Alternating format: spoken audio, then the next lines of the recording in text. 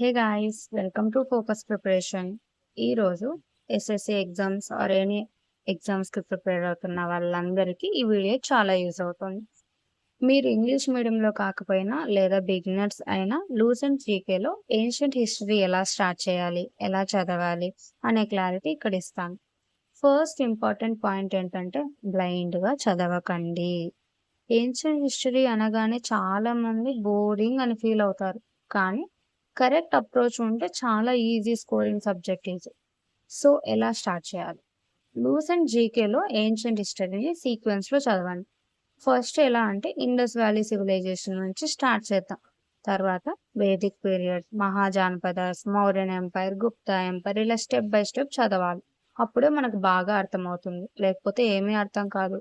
ప్రతి చాప్టర్లో మీరు ఫోకస్ చేయాల్సిన పాయింట్స్ ఏంటంటే important dates, places, reverse, Kings, dynasties, religions, founders, ఇలా చాలా చాలా చాలా చాలా హైలైట్స్ ఉంటాయి. అన్ని హైలైట్ కూడా చేసుకోవాలి. నేను కూడా అలానే చేసుకున్నాను, నాకు చాలా యూజ్ అయింది కూడా.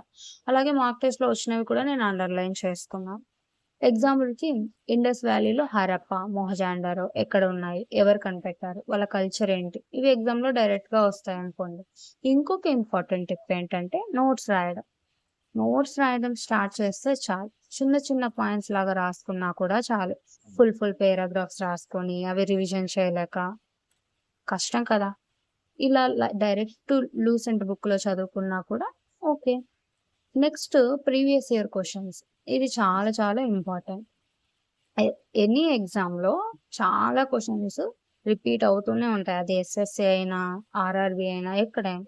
కానీ మనము దాన్ని చూసుకోము. ప్రీవియస్ ఇయర్ క్వశ్చన్స్‌లో వచ్చిందా లేదా? మార్క్ టెస్ట్‌లో వచ్చిందా లేదా? ఏ ఎగ్జామ్‌లో రిపీట్ అయింది? ఇదంతా మనం చూసుకోం కాబట్టి, మనం ఫస్ట్ చేయాల్సినట్టు ఏంటంటే పీవైక్యూని రాయడం.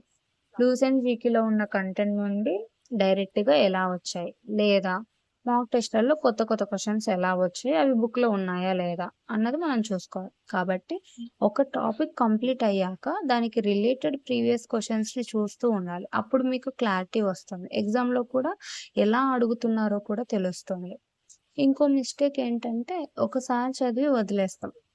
ఇంకా చాలులే చదివేసాం గదా, గుర్తుంది. అది కరెక్ట్ కాదు. రివిజన్ చేస్తూనే ఉండాలి. రివిజన్ చేస్తూ, అండర్‌లైన్ చేసుకుంటూ, హైలైట్ చేస్తూ, నోట్స్ ప్రిపేర్ చేస్తూ ఉంటే మనకి సరిపోతుంది. డైలీ కొంచెం టైం ఏన్షియంట్ హిస్టరీకి ఇవ్వాలి. ముందు రోజు చదివి నెక్స్ట్ డే రివైజ్ చేయడం, లేకపోతే వీక్లీ ఆర్ ఎప్పుడు మనకు తోచినట్లు రివిజన్ చేసుకుంటూ ఉండాలి. మీరు ఇలా కన్సిస్టెంట్‌గా ఫాలో అయితూ ఉంటే ఏన్షియంట్ హిస్టరీ మీకు స్ట్రాంగ్ అవుతుంది కూడా. ఏ చాప్టర్ టఫ్ అనిపియదు. ఎందుకంటే మనం మళ్ళీ మళ్ళీ చదువుతున్నాం కాబట్టి మనకు అర్థమవుతుంది. మనకు అర్థం కానప్పుడు యూట్యూబ్ ఓపెన్ చేసినా మనకి చాలా వీడియోస్ ఉంటాయి ఎక్స్‌ప్లెయిన్ చేసేటివి. ఆర్ మనం మళ్ళీ మళ్ళీ చదివినా కూడా మనకు అర్థమవుతుంది. లాస్ట్ టిప్ ఏంటంటే ఓవర్ సోర్సెస్ వద్దు. లూస్ అండ్ జీకే బిగినర్స్‌కైతే చాలా బావుంటుంది. ఫస్ట్ మనం మొదలు పెడుతున్నాం గాబట్టి పెద్ద పెద్ద పుస్తకాలు చదవాల్సిన అవసరం లేదు. తరువాత చదవచ్చు. ఫస్ట్ ఇది చదివిన తర్వాత నేనైతే తమిళనాడు టెక్స్ట్ బుక్స్ అనేవి చదివాననమాట. తర్వాత మళ్ళా వేరే సోర్సెస్ కూడా చదవచ్చు. ఫస్ట్ మనము చిన్న నుంచి మొదలుపెడితే బాగా ఉంటుంది. ఒక 2, 3 టైమ్స్ చదివామనుకోండి, ఈజీగా మనకర్థమైపోతుంది కూడా. స్కోర్ కూడా చేయగలం. సో గాయ్స్, నేను చెప్తున్నదేంటంటే స్మార్ట్‌గా చదవండి. ఎగ్జామ్ పర్స్‌పెక్టివ్‌లో ప్రిపేర్ అవ్వాలి. మనం ఎగ్జామ్‌లో ఏమొస్తుందో చూసుకోకుండా, మాక్ టెస్ట్‌లో ఏమొస్తుందో చూసుకోకోకుండా చదివామనుకోండి, మనకేది రాదు.